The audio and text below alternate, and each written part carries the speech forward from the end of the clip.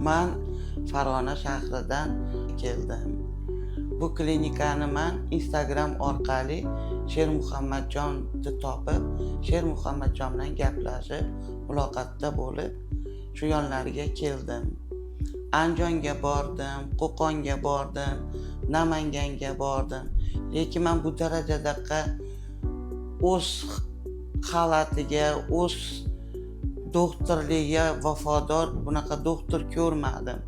Kollektivi o'ta zo'r kollektiv ekan. Men bularga ta'zim qilaman.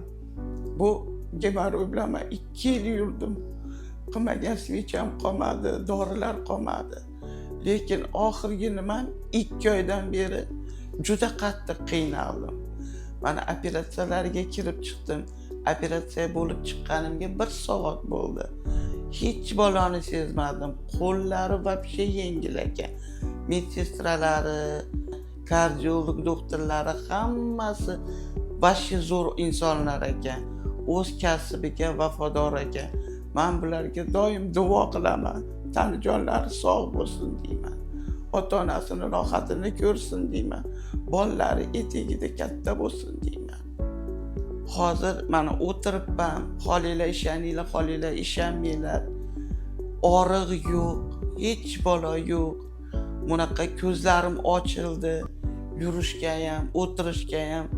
Mana o'tiribman, ko'ryapsizlar. Kimda gemoroy bo'lsa, svech bo'lsa, treshina bo'lsa, svechalardan qo'ymanglar. Xitoy shpritslaringizdan qo'ymanglar. To'g'ri shaqa kelinglar.